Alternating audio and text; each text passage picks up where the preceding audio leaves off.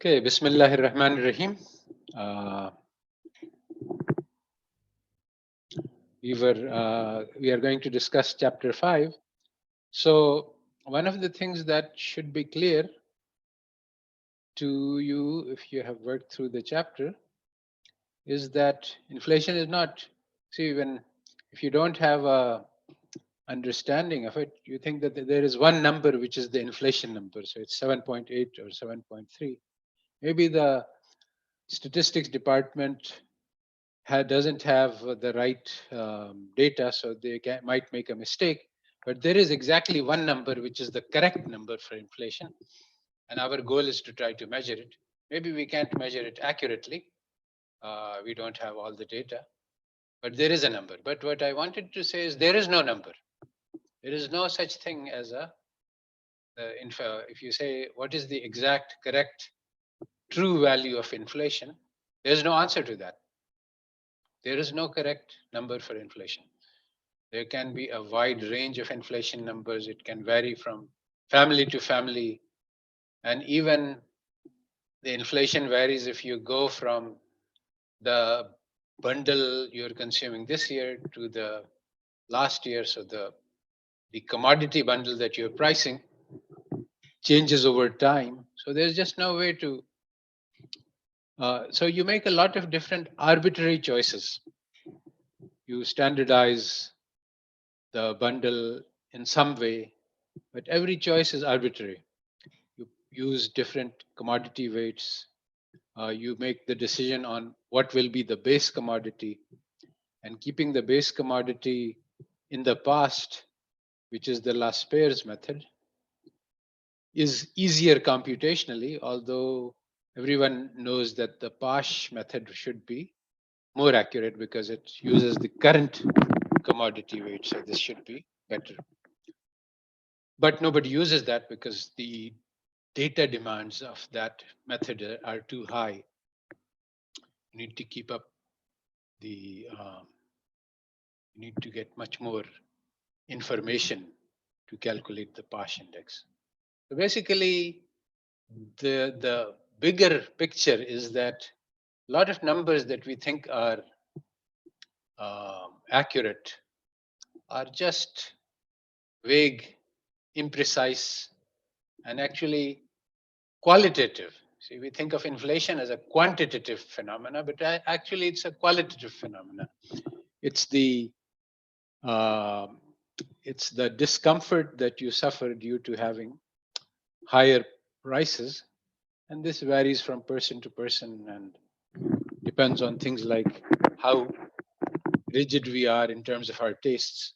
So if something goes up in price, maybe we can substitute it by something cheaper if we are flexible. Maybe we can't if we do not. So these issues are never brought up in a nominal statistics course because you're not supposed to go beyond the numbers. But this is the key difference of a real statistics course, that numbers are never enough to describe reality. So you have to look through the numbers, beyond the numbers, to get to the what is the reality which is being measured by the numbers. Is this reality being accurately measured? Maybe there are other numbers which describe the situation better. Maybe there's a collection of numbers, and that's so inflation varies for the poor and for the rich, and it has different effects on different classes of people. So all of these things. So basically, the goal is to show that statistics is not what it seems to be. All right. So with this much as background and introduction, I would like to start with Group A and to handle the questions that are in the section A. So who's going to do Group A questions? Saira, would you go for that or Saira? explain?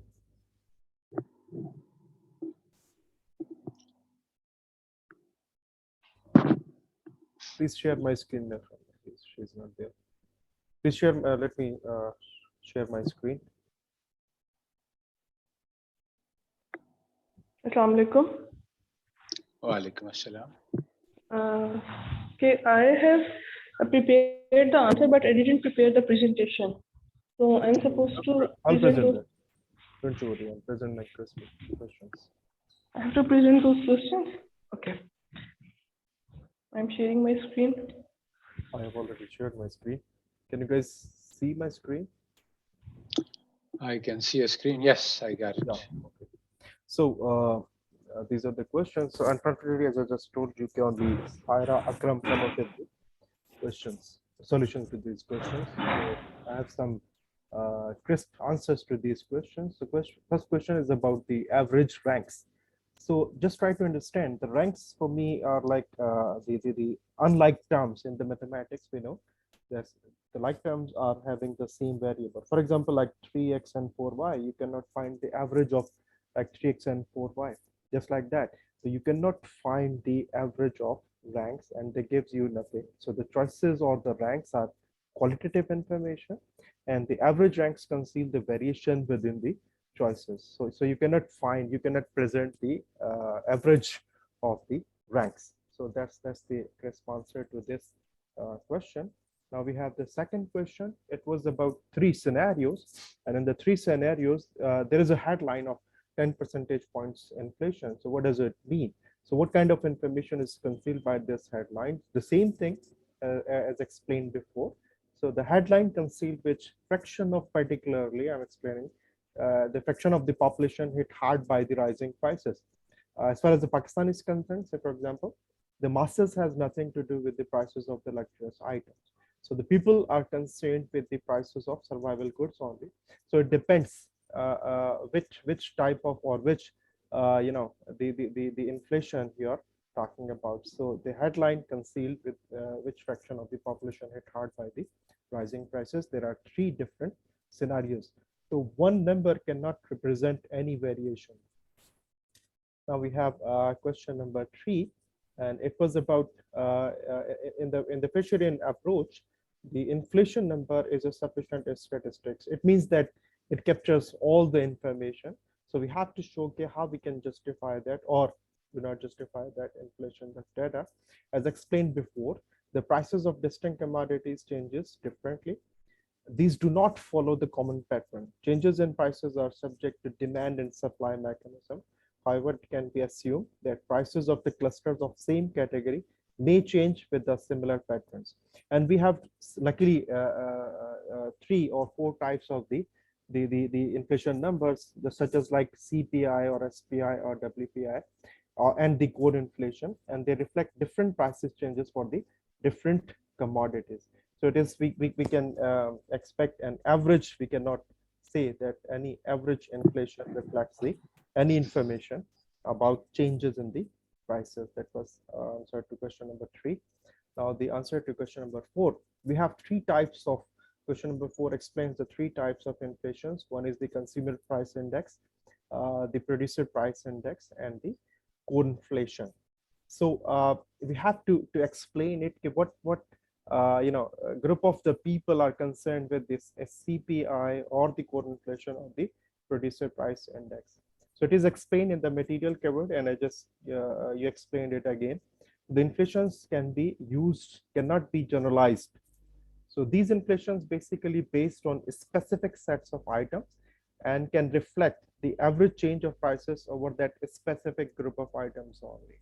I'm just trying to give you an example. At PIDE, we had demand-driven research, and we suggest a raise in salaries on the basis of distinct level of sensitive price indicator. Luckily, at Pakistan, there are 5 types of SPI for distinct quintiles of the income. So we suggest the raise in the salaries on the basis of distinct types of SPI. So these were the crisp solution to the questions. See, what are the 3 different groups of peoples? The CPI would be relevant to the consumers. The producer price index would be relevant to the manufacturers. Yeah. Core inflation would be useful for the economists, and so on. So that's one thing. The first question you skipped over quickly, that was about Amazon. So once I asked this question in the following format. So let me put it to the audience. Suppose you have one book which has 100 rankings with everyone gives it a 3 rank. And the other book also has an average rank of 3, but there are 50 people who have ranked it 1 and 50 people who have ranked it 5. So which of these two is the more interesting book? Yeah. Basically, we can say like the book with higher ranks might be better choices, keeping all the things same. That is the readers and their interest areas. No. The book which has all ones and all fives is definitely the more interesting book. It is very controversial. Some people hate it, some people love it. Nobody is neutral towards it. The one with the average ranking of 3, everybody feels that it's sort of blah. So that's not very interesting book. So the third category, where the all 5 categories are in equal proportion, well, there is a lot of different reactions to this book. So this has a wide spectrum of responses. So that is the, the most interesting would be the one which has all ones and all fives, because you either hate it or you love it. There are no neutrals. Sir, if All you right. give me permission, then can I quickly present Yes. my questions and answers as well? Sure, please go ahead, Saira. Okay, I am sharing my screen. So, can you see my screen? Yes, we got it. So my answer for the first question was that if you see that there are the 5 categories for rating the particular books, any book. So there are only 5 categories, and you can rate those books in those 5 categories, and you are giving same 5 categories to each and every book. So there could be different books with different categories, different type of ratings. So basically, and then even in that, average is going to hide that how each category was rated. So separately how it was rated, then the average is going to hide that, conceal that. If see, for example, and now the person who is rating the book, we don't know who is rating the book. For example, if someone rated it 5 on the basis of content, maybe he or she rated it because it was author was his or her friend. He rated on the basis of for the love of his friend. So we can't just take numbers and say that this is the all thing we can say about anything. Yeah, Second, this is a very good comment, because actually one of the strategies that people use to get their book to rank highly is they ask all their friends to go to Amazon and rank it highly, and then the Amazon thinks that this is a very popular book, and it gets so this is true. I mean, basically that's what we are trying to say, is that in real statistics we don't just look at the number, we try to look at what is behind that number, and that can vary a lot. So the same number can have a lot of different meanings, but this kind of issue is never raised in conventional statistics course, because the theory is that your analysis stops at the number. You're not supposed to look behind the number. So go ahead. okay, the second question you asked, that if newspaper is going to publish a statement that there is inflation, there is some inflation, and they are just giving you 1%, but will it give you a complete information about the situation? So basically, I considered the example you gave in the chapter, in which you categorize the goods in different groups, and then you said that the price increased in that particular group of good was different than the other. If we are going to say that in price increased, then we don't know that about which category of goods we are talking. For example, if you are going to say that on the basis of alcohol, that price increased in the alcohol, but there are people who don't consume alcohol. So if they are going to read this statement that inflation increased, and newspaper published it on the basis of the price of alcohol, and it can they are going to get heart attack by reading this, oh, inflation has just increased, specifically poor people. But that this statement, a single statement, a single percentage can mislead them if the information is not complete. It's just giving you one figure. The second question you asked that why this assumption the sufficient statistics is not correct behind, like if you are going to consider this assumption for the inflation data. So basically, if we are going to consider one point as a explanation of whole data or one data point, this is not going to present the whole data. Then because we are taking one data point and considering it as an information for everything. The fourth question was you asked about how, like, what is the relevant group for CPI? I made this table, and relevant group for consumer price index will be households, and households, they will use this data for their budgeting. Then the producer price index, and producers are going to be benefited from this data, and they are going to make decision about their production. Then core inflation, the policymakers will be benefited for this and from this data, and they are going to use it for making the policies. So each category has different relevant group and has different goal. Very good. These are good answers. Sir, I have a question from you. This was was in my mind from the very start of the course, that even when we read statistics, when we read the if we study regression line, then we have dependent variable, constant, independent variable, and we have that error term. That error term is indicating that the statisticians are not saying that they know everything. They are just giving this margin of unknown as well. And this unknown, this error term is indicating that. Yes. Well, actually, you see, what happens is a very, very zabardast trick. See, you say, okay, we don't know anything about the error. Then you say, let us assume that the error is normal. Now, actually, that's a very powerful assumption. You're saying that I know what earlier you said, this is what I don't know, but now you're saying I know what it is. And now, once you make these assumptions about the errors, people don't pay much attention to that because it's something unknown, so it can be anything. But actually, it's these assumptions which give you all the results of the regression model. Everything comes from the assumptions you make about the unknown. And this unknown is the real world that you have not considered. So basically, all of statistics is a fraud because of these assumptions that you make about the this is actually exactly what I'm calling the Fisherian approach. Fisherian approach starts by making assumptions about the error term, and it is these assumptions which drive everything, all the inferences. But you think that it is the data which is telling you things, but actually it's the assumptions. All right, let's go on to group B. Thank you, sir.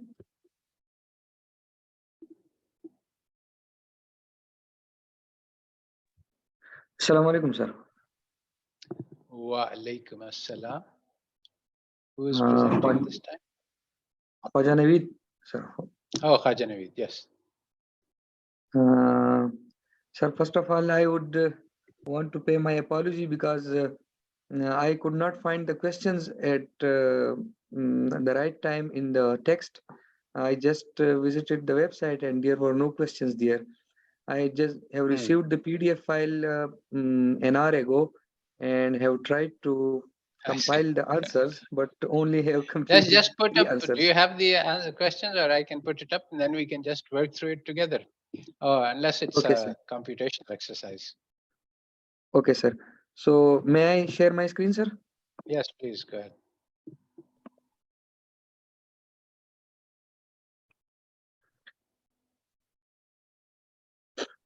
So at first, sir, I attempted to just to summarize the key points of the lecture. The main thing which was highlighted as a preliminary thing to the section of that chapter was the type of approaches regarding the acquisition of knowledge. So it was stated that analytic approach break everything in small parts and study them separately, which is at par the approach which is being followed in the Western world. And the synthetic approach is that one which put all separate pieces together and study it as a whole in a holistic perspective. And Islamic approach is very near to this synthetic approach. So this is just a comparison of that thing.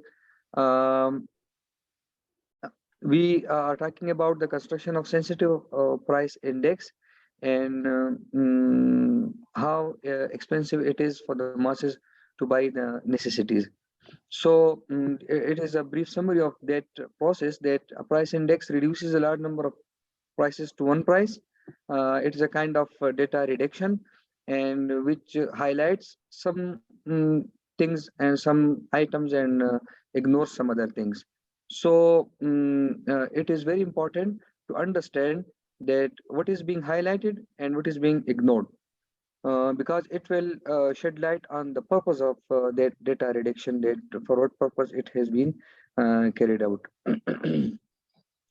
So it is the key points of those things which the data reduction consequence in that one should pay attention to public provision of necessities like social welfare programs, government hospitals, government provision of education, and one should also pay attention to the availability of non-market goods. All of these factors matter in matters of how much money is needed by the masses to enable them to buy essentials. So all of these things would contribute into the devising of an efficient price index. However, these factors would not be considered in a standard statistics course, which we are going through, that all of these things are ignored, and going outside the study of numbers is strongly discouraged by the conventional approach, which is based on the analytic approach. So the Western approach is following the analytic approach, and they claim that the statistician job is confined to the analysis of numbers and not to the bigger real world context from which the number come. The three questions which I have tried to address, the first one is to list the items of household which are important for us. So the main thing of our household is wheat flour. Second thing is rice. The third thing is chicken. Then it is milk. Then cooking oil, pulses, grocery, sugar, petrol expenses, utilities, means electricity, gas, PTCL, and kids' school expenses. So I have numbered these items for my response to the first question. The second question is regarding the amount spent in 2020 and 2021. So it is a rough estimate of our own household. We are 10 people in our household. We are two brothers married. It means that two families are there in our household.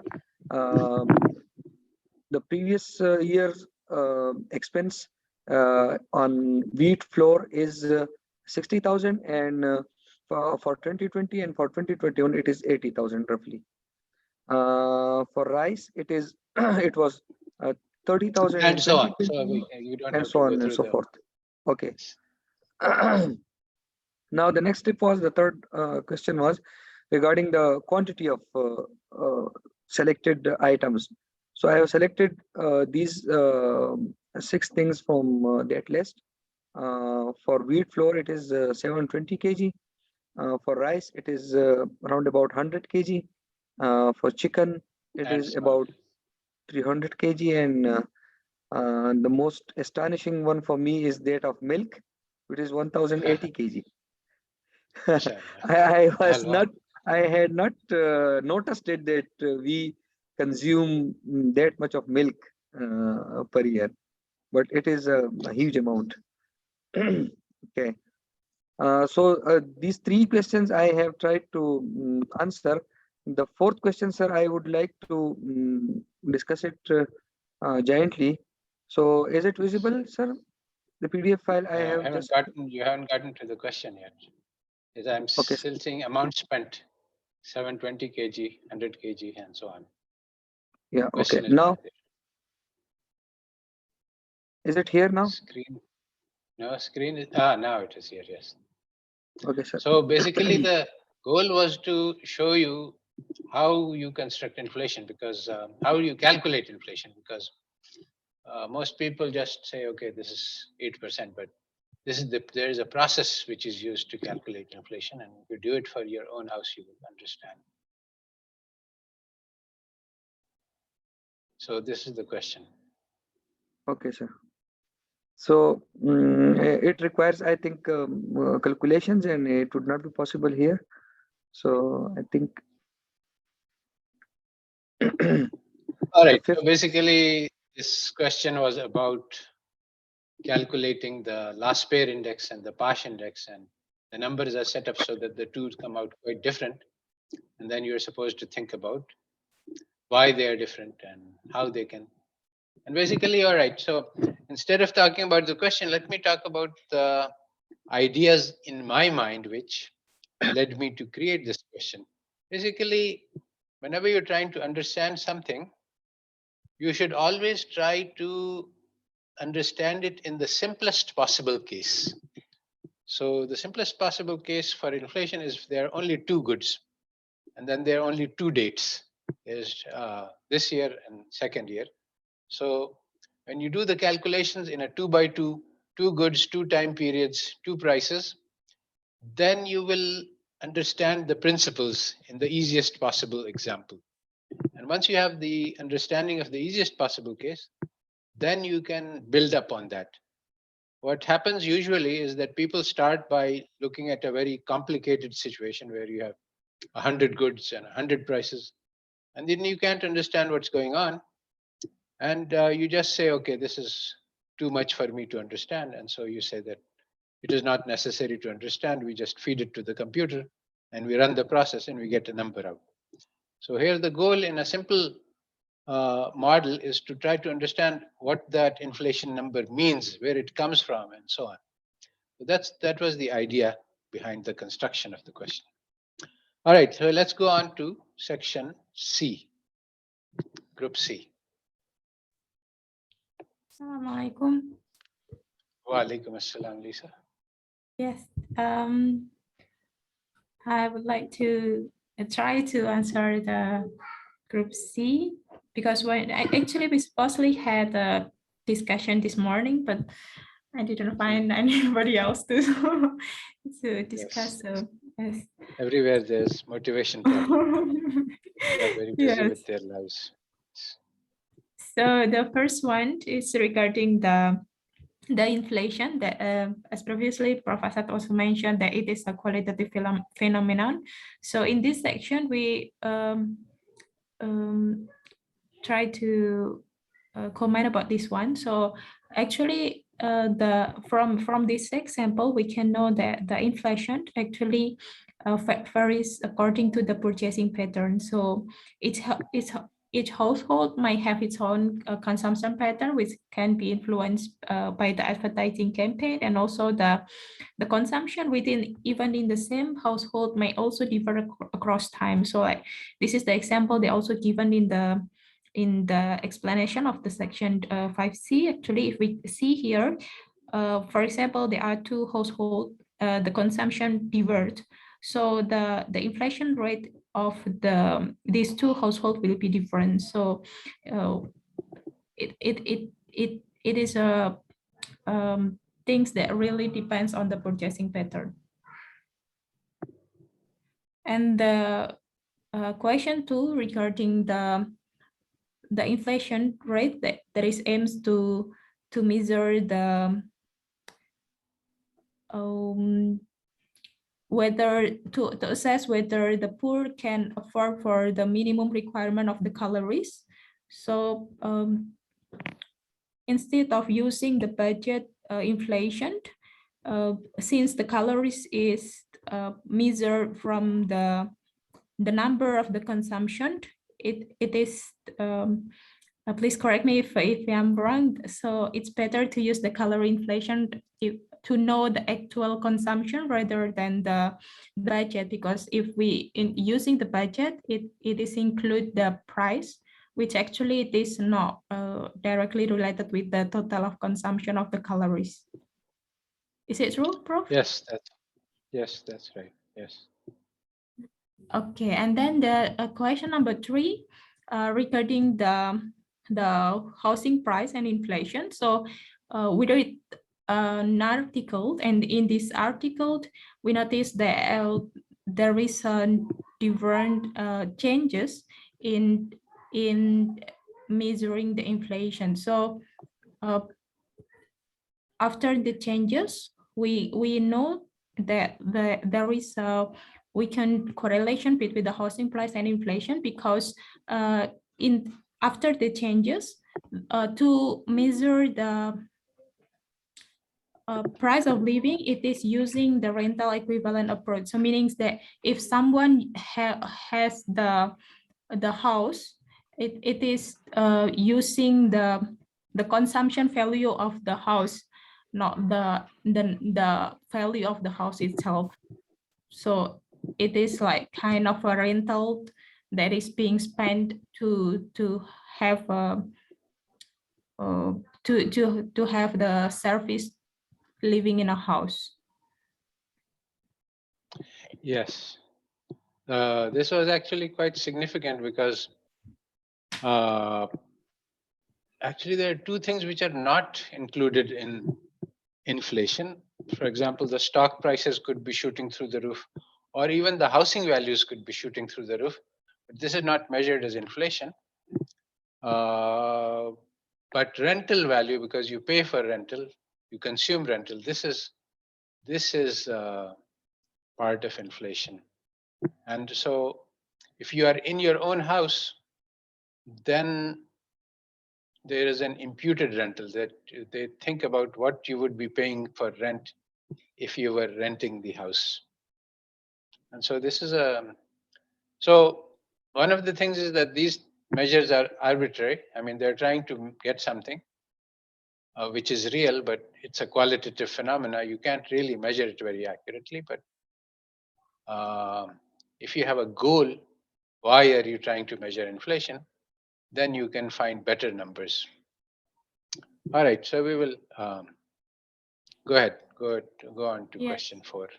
And the question 4 is to use the Laspers and also Pages to see that there is a kind of difference calculation here. So actually the Laspers is using the previous year's quantity.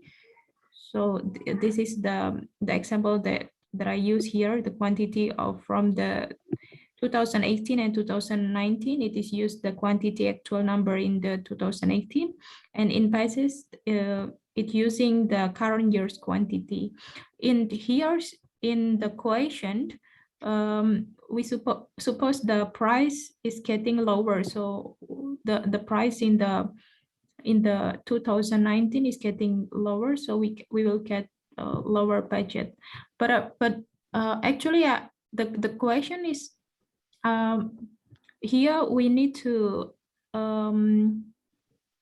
show that the result will be different. But from this calculation, what's wrong with this calculation, Prof? The inflation. You have only one good. You have to have two Okay. goods. One Okay, good is a okay. technological good, which has low price in the second Yeah. year. Mhm. So when you use POSH, this will have things will be cheap in the current year and were Mhm. expensive in the previous year. So inflation will Okay. be low. But if you go in the other direction, if you start from very expensive goods current in the last year because they were new, and then they become cheap in the next year, then this will have, but this will not be. You will be measuring the bundles that were purchased last year, which were Mhm. small, and so those bundles will not contribute as much. But if people buy a lot of these technological goods in the next year when they become cheap, then when you use the new bundle, it will have a very different effect. So the problem is that you use only one good, and that's why you didn't get the Okay. results. Yes, yes. Thank you, Prof. We will revise later.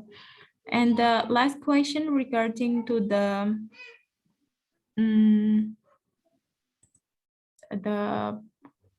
inflation, the step that can be taken to reduce the inflation actually. So as also mentioned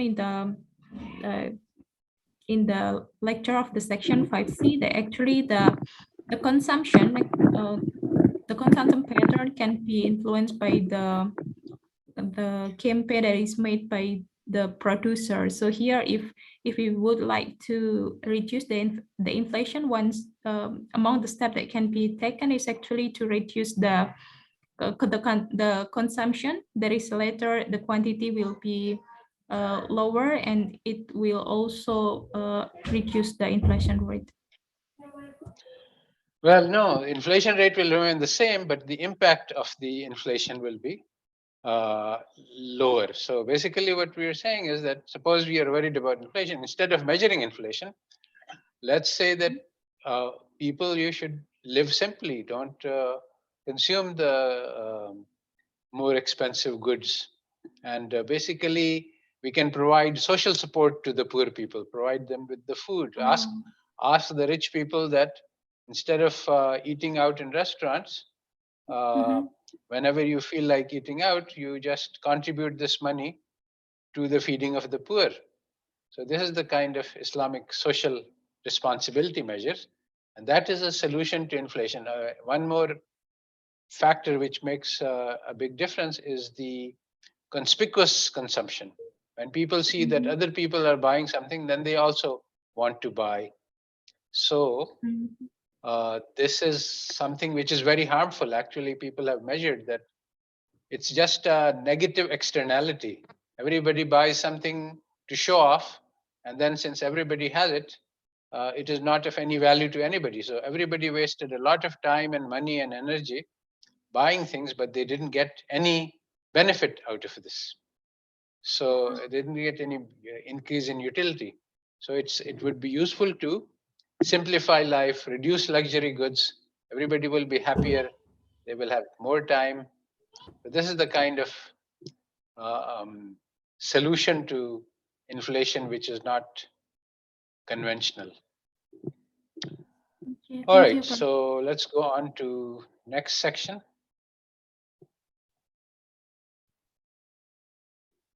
Assalamualaikum, Prof. Yes, I'm here. Let me share the questions, as you said.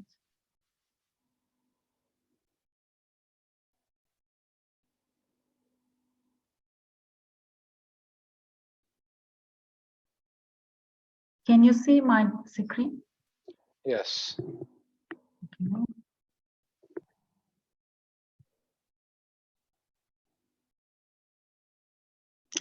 All right, so should I read the questions or? I guess we can read them. Again, the goal of the question was to try to get you to do the calculations. So if you have an artificial data set of 10 households, where 9 is poor and 9 are poor and 1 is rich, and suppose that we compute the partial and less pairs yes, right? yes,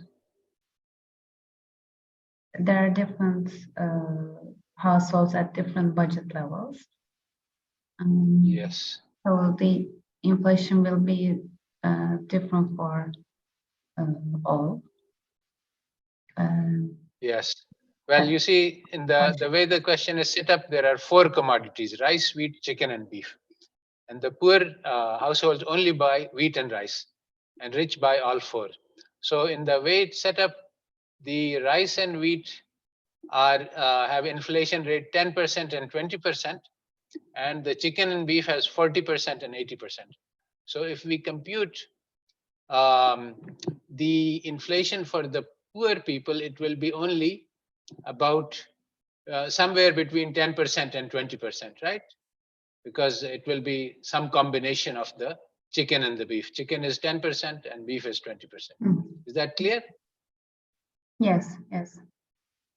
So, but for the rich people, suppose they buy only chicken and beef, then the inflation is 40% and 80%. So for the rich people, it will be this. Now look at the incomes, the budget of the rich. There's only one rich household, but its budget is 100,000. So this, when you look at the total quantities, which is what you do, you take the aggregate, then basically the inflation index will only focus on the rich people. So it will seem like the inflation rate is maybe 60%, But this is because you have taken the aggregate.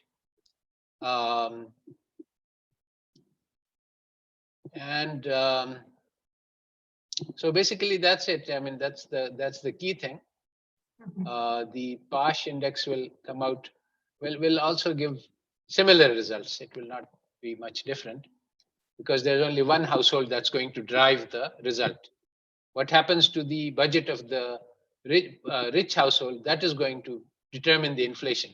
What the poor people do will not matter because their whole total consumption is very small. And the consumption of the rich is very high.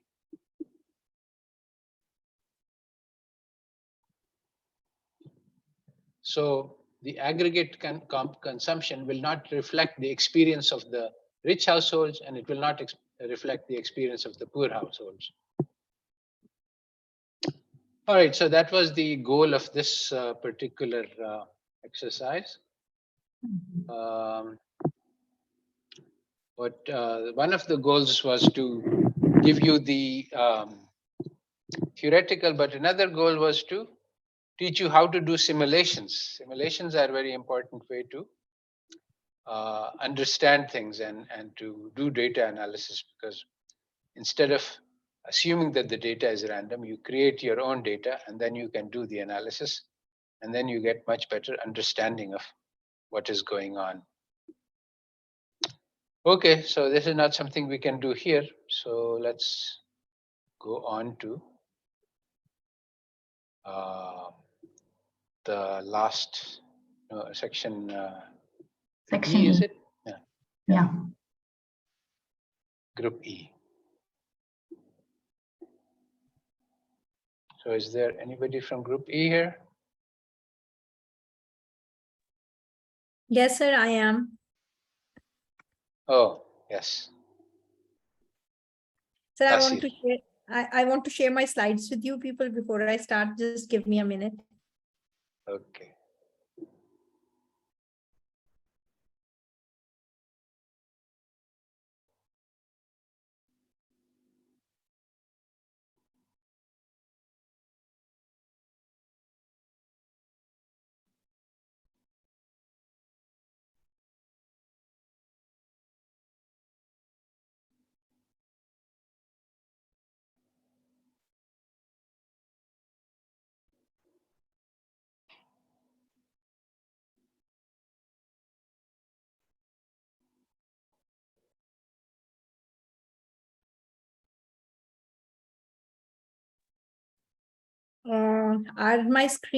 Is my screen visible?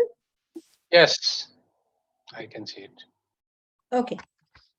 So, sir, I would go to, I'll just share some points with you. I think I should share my, okay. So this this is question number 1, but before I start discussing the questions, I've attempted 2 out of 4. I'm sorry, this is the best I could do. I am having trouble in putting some formulas in Excel, but I have tried my level best. I'm going to show my homework to you.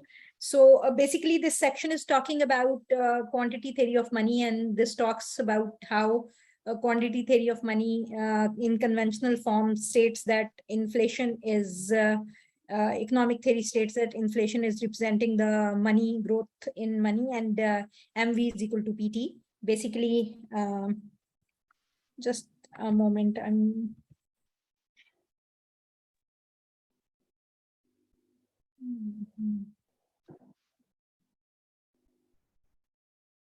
Sure, I'm going to share the other thing. Is it there? Document.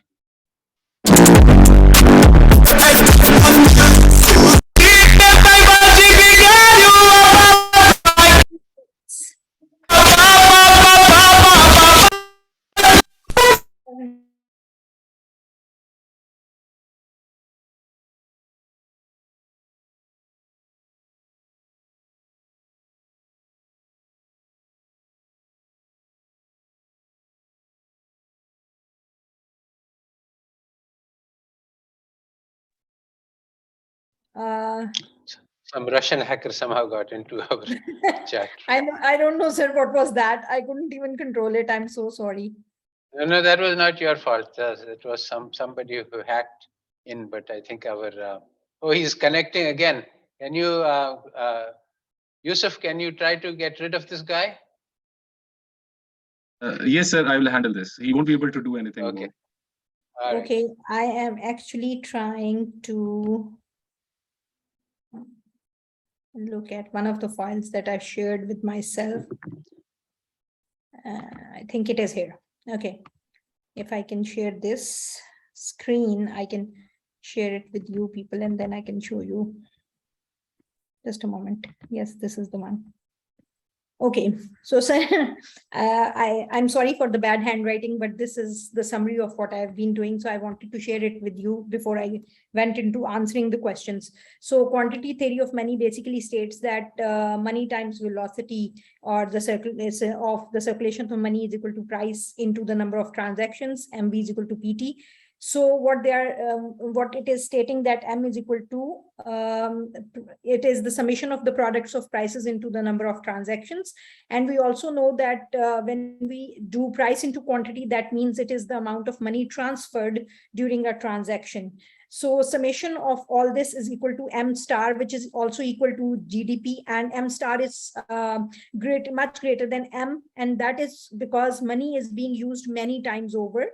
So MV is equal to M star, where V is the velocity. This is what I've understood.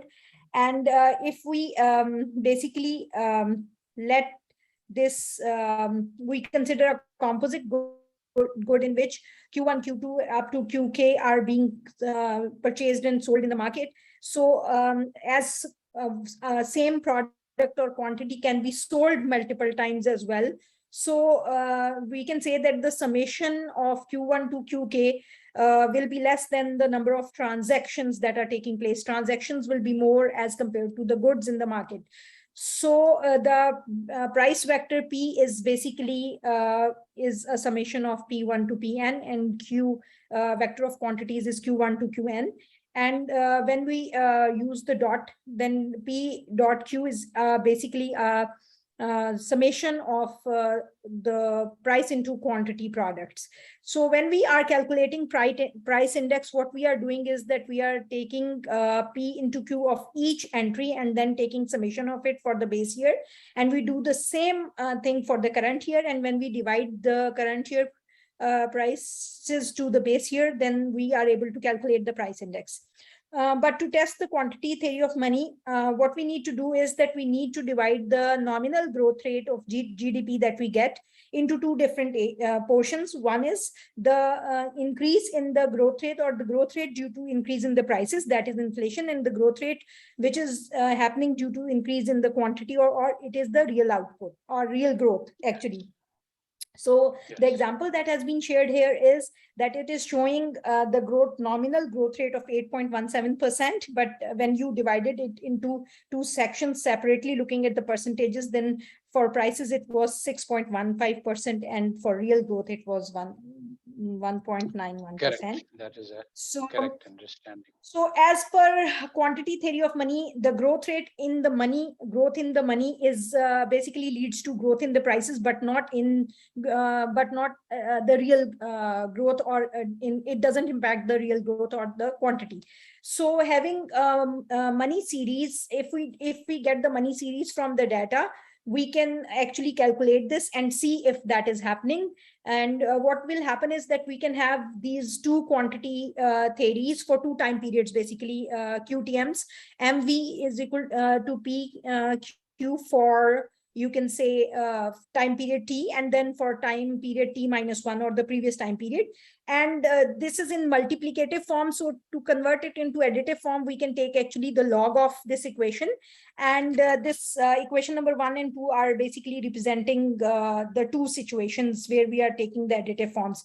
So if we subtract the equation 1 from 2, so if we subtract 1 from 2, we get this 2 from 1. It is log of M. We can calculate by subtracting it log of MT minus 1, and that can actually be log of MT over mt minus 1, and that is basically the percentage m.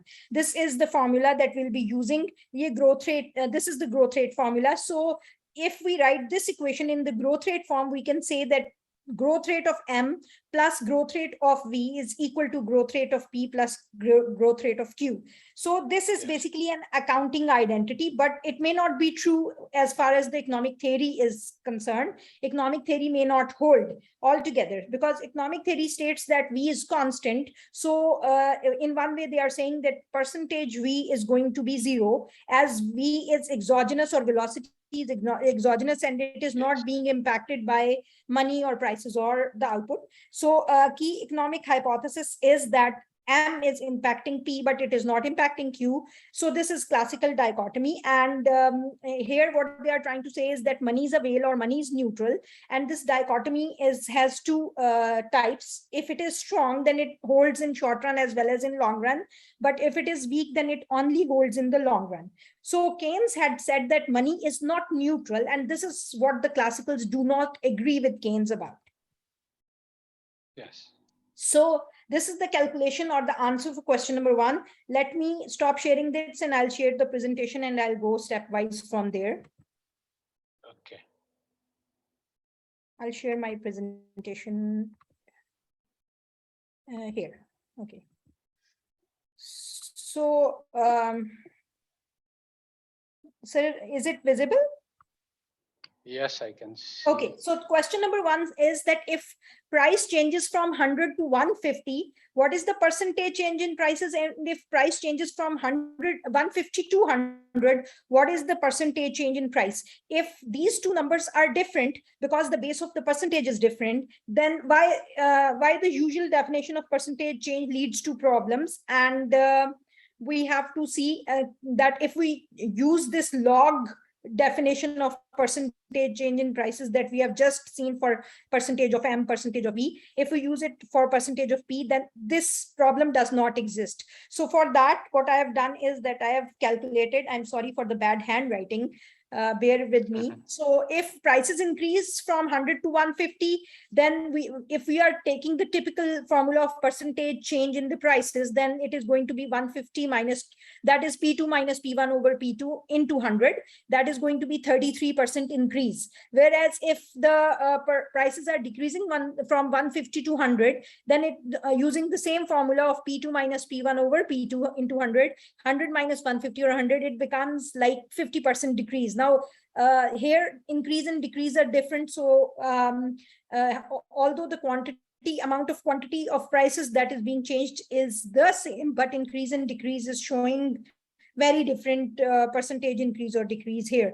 But if we are using the log formula, you can see that log of 100 minus log of 150, it is going to give you 2 minus 2.17, it's negative 0.17. But in reverse order, if you take log of 150 minus log of 100, it is going to be 2.17 minus 2, that will become 0.17. Only there is a negative or positive sign, and that is showing the direction of change, and it's not only the number or the absolute amount is exactly the same. So I think this one is not going to give you a problem, but the previous formula is going to give you a problem. This is my understanding. Yes, of course. Okay, so question number 2, it was said that plot the nominal GDP series of any two countries that was given in the data set we were provided with. And you will note that two series tend to move together. Roughly calculating the statistical correlation will lead to very strong positive correlation. Do you think this is a causal relationship between X and Y? If not, what accounts for this observed positive correlation? So this is, I picked up Algeria and Argentina, and I plotted those in Excel. So this is the sort of graph I got. And yes, roughly they are they are increasing, going to the same point, but their trends is a bit different. However, did you calculate the correlation? Sir, actually, I have not been able to do that. But okay. This question number 2 I can answer, because I think that internationally the level of inflations and deflation that is taking place, inflations that are taking place probably are the reasons. But if we go into the data of Algeria and Argentina in detail, then we may be able to shows some sort of reason for this correlation, because the fact is that there is some confounding factor which is showing them to behave in a particular way, but there is no direct causality between X and Y here. Right. Basically, when you have two series which is correlated, one common reason that they are correlated is what is called a common cause. There is something which affects both of them. And basically, the growth of the global economy is the common cause. If the global economy is growing, it has positive, beneficial impacts on all economies. If the global economy is going down, then it has negative. So as long as the global economy is going, everything will go along with it, although there will be individual variation, of course. Some people benefit more, some people benefit less. So there is a common cause, and the common cause is the global, what's happening to the world economy. Yes. So that's, I mean, that the general principle is the common cause. Right. There is something which affects both. So That this is what I was causes trying to say, but correlation. I could not get the common cause. I was okay. So question number 3 is, for both of your selected series, calculate the rate of change of percentage X and percentage Y. Maybe X is for Argentina and Y is for the other country. Yes. Do you see any correlation? So use Excel to compute the correlation between the two series using the Corel command. Now I would like to show you something that I've done. I don't know how how well I could, but I want to show you my Excel sheet. Here it is. So if you can see, this is Algeria's data on the top and Argentina's at the bottom. So what I've done is that in on this line, I have tried to use the formula of log of x2 minus x1. And what I've done is for I have taken continuous series like this 1960 I've taken as the base year. And for every year I've taken log of 61 with 60, 62 with 60. I don't know if I did it correct, but this is for Algeria and the bottom one is for Argentina. I have calculated these two series, but and the overall change for this country is the growth rate is 0.99 or 99%, and this is 100%. Now I don't know if I have done it correctly, and I could not actually put up the formula of correlation, and I don't know how to do that. So I'll learn that. Right. So did you do the chart? You have the chart of these things? These two series, the growth series? No, sir, I haven't drawn the chart, but I can do it in a second. Yes. If you do. Let Let me, I'll just insert the line. Okay. Recommended chart. So here is the chart. Right? Yes.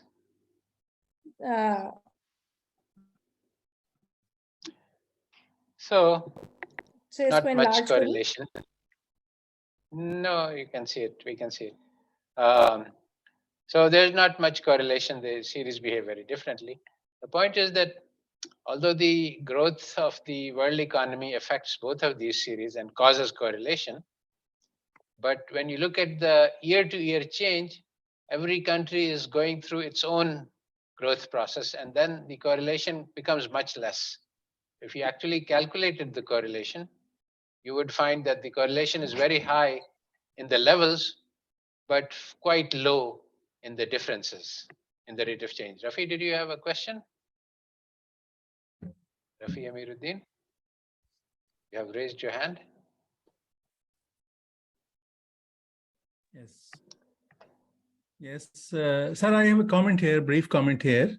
Yes. So my understanding is that if it is that it is true that generally in this type of situation, there is no correlation between the GDP, nominal GDPs of two countries. And the reason, if there is correlation, and so still there is causal correlation. Even if there is, correlation, there is no causal relationship. But my understanding is that there are some contexts in which some countries' GDP may be closely related with the GDP of some other countries. For example, some neighboring countries, and both of them have very close trade relationships. So the situation in one country may have some causal effect on the GDP evolution of some other country. So what do you say about this? Well, You see, this is an empirical and quantitative matter.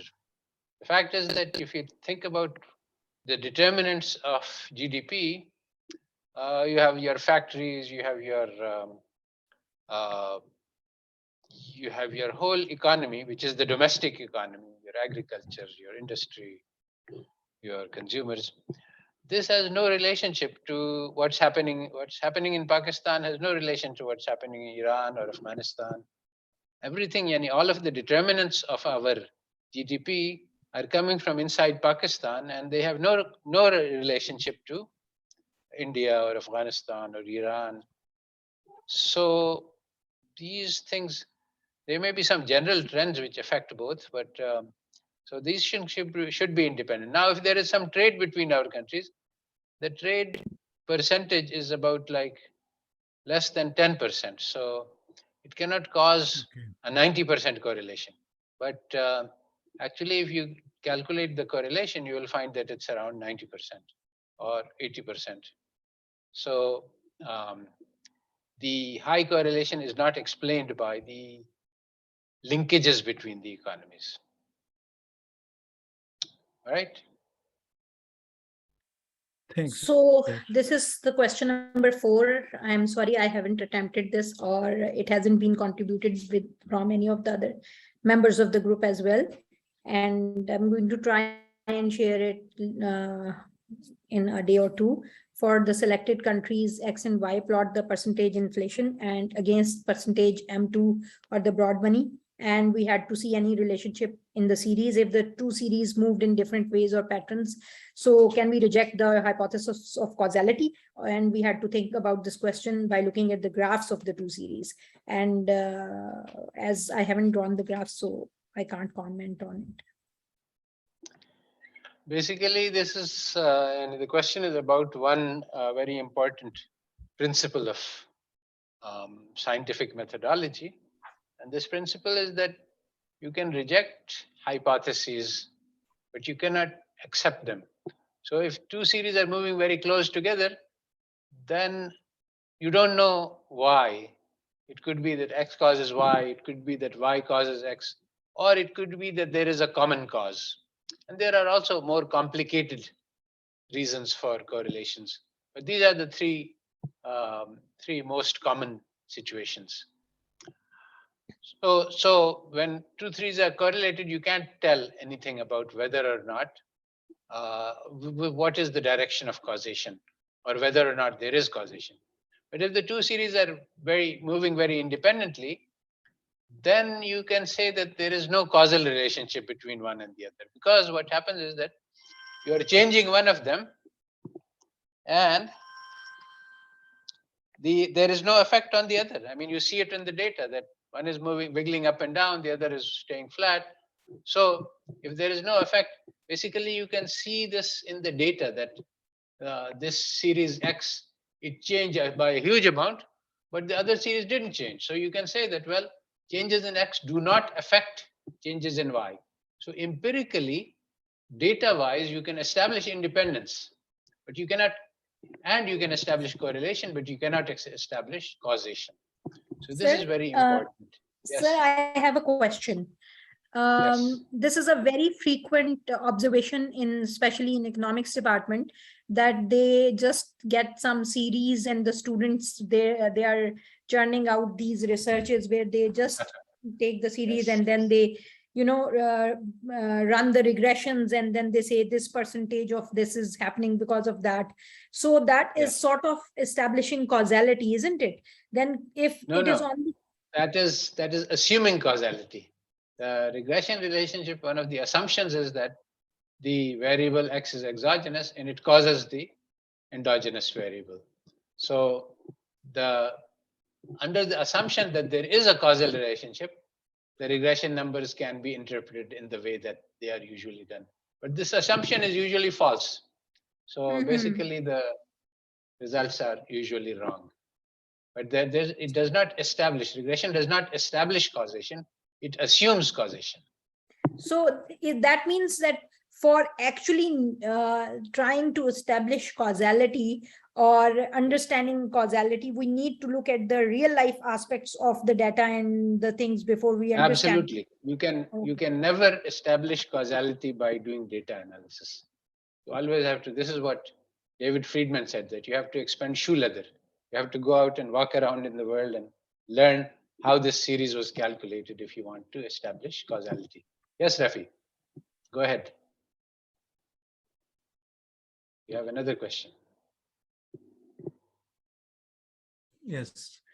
Sir, there are some recent developments in the econometric literature, for example, instrumental variable approaches. And Yes. they are designed to basically answer this type of question. So what if there is no causality? And I mean, they take care of the problem of endogeneity, etc. So do you think that there is any hope that they can actually solve this apparently very intractable problem of lack of causality and problematizing all this issue as X causing Y? You see, if you look carefully at these techniques, there is no automatic technique. See, when you have an instrumental variable, it means that, you see, forget it, instrumental is a more complicated. Exogenous is, suppose that something is exogenous. Suppose that I can actually move something. So, for example, money is a good example, that we create a lot of money. Then something happens. Then we can say that probably if my changing the money caused a big change in the economy and it happened later, then probably this is a causal effect because I did it.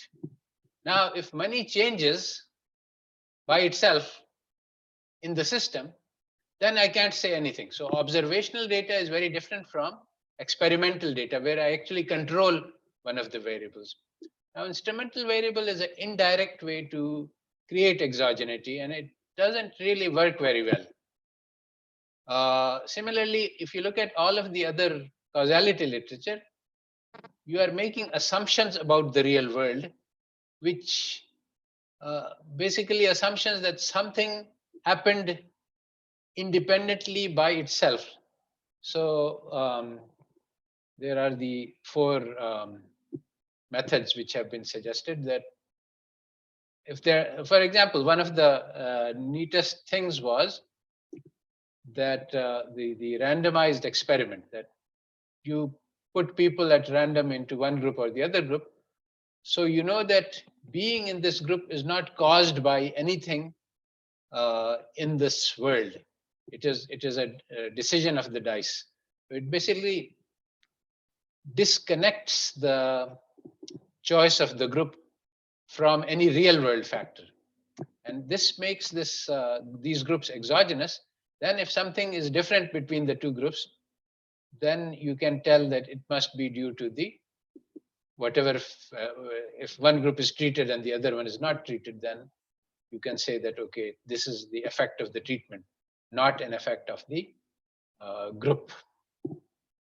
So these are very complicated issues, but basically the key thing to understand is that causality can never be discovered by numbers themselves. It has to be linked to real world factors. All of the methods for causality require some statement about what is happening in the real world.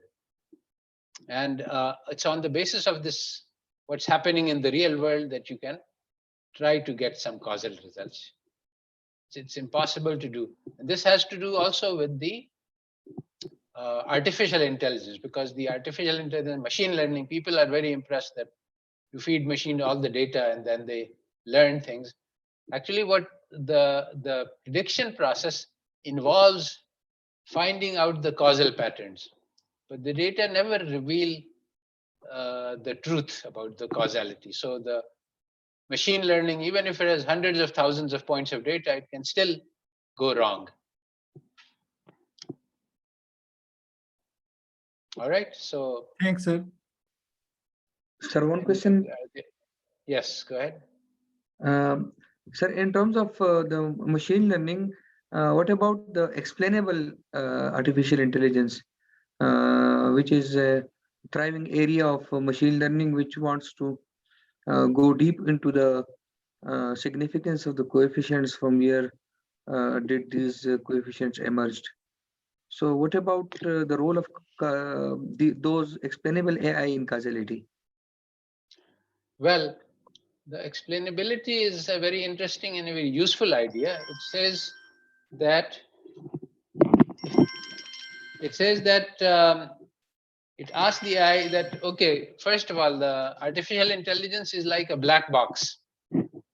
So you feed in the data and it says, okay, this is what's going to happen. So you say, ask, why are you saying this? So then it says that, okay, look, I noticed that as the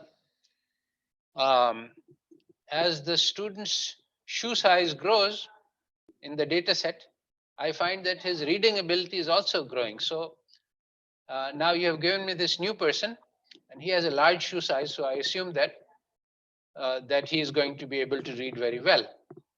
So this is, I mean, the internal process by which the artificial intelligence has reached the conclusion. It doesn't know that there is no possible causal relationship between shoe size and reading, except for the fact that as people grow older and they go to the school, they learn more to read more. So this is a spurious correlation.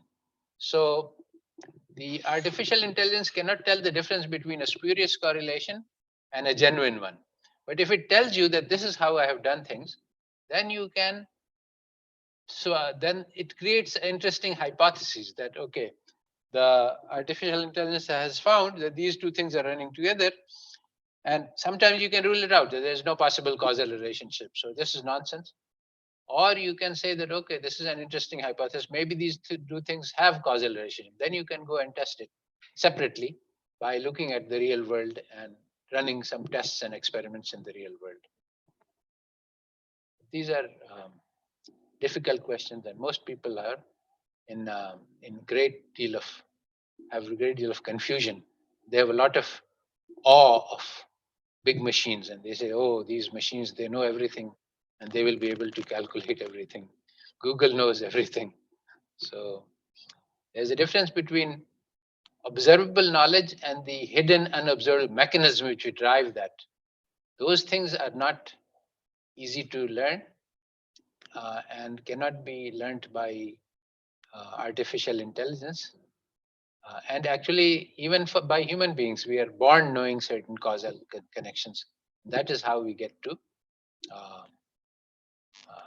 That's how we get to understand the world we live in.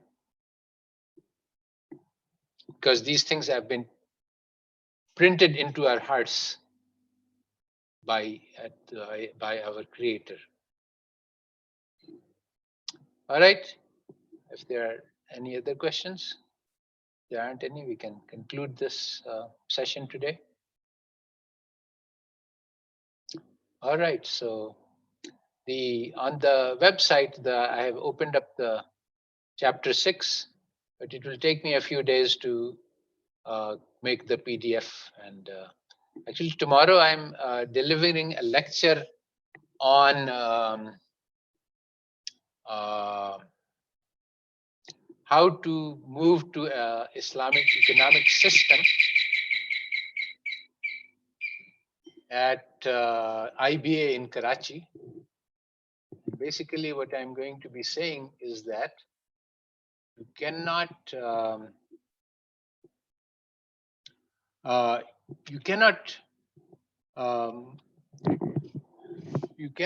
make the interest rate zero in the modern economy. If you do, the economy will collapse. You cannot do it on its own. You have to do a lot of other things. So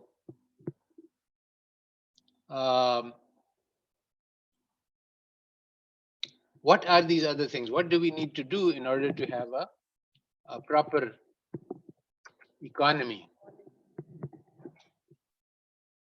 In order to have a proper Islamic economy where the interest rate is zero. you have to do a lot of other things, because Islamic economy is not just zero interest. It has to have justice. It has to have provide for all. And if you do all of those things, then you can get interest to zero, but you can't do it independently. That just we make the interest zero and everything else is left alone. If you do that, the economy will collapse. So that's actually, I'm going to be talking on Karachi tomorrow evening around 4 o'clock. And there is a Facebook link that I have just put in the chat box. And this will be live streamed on the Facebook. The other thing I have put, there is a link to a blog post of mine about inflation. And that is, I just gave a talk on this, and it was, I've recorded. So these are some things that are, the inflation is relevant to this lecture, and the Islamic economy is also related in the sense that in the Islamic economy, if you run it correctly, you can make the inflation rate zero. That's the only way that you can make the, you can also make the interest rate zero. Because if you want to keep interest rate zero, you have to make sure that there is no inflation. Because if there is inflation, then there will be injustice. So with that, let me conclude our lecture today. And so we will see you in 2 weeks. I've opened up the chapter 6 in the on the website, so you can go through the chapter 6 lessons, but the questions and the PDF file will be prepared a little bit later because I'm very busy this week. Okay, so see you later, inshallah, and we'll try. Actually, I would like the group leaders to try to reach out to the students in their groups and ask if they're having any problems, and find out how we can motivate them. If they're actually teachers, then maybe we can have some classes with those teachers separately. Maybe we can reach out to their students so that they understand that if they start teaching this material to the students will be excited. And that's really what makes, excitement is contagious. If people are enthusiastic, then other people catch the enthusiasm. If people are finding it boring, difficult, tedious, then this also, feeling in the heart also communicates. All right, so I think we should stop. Yusuf, you can stop recording and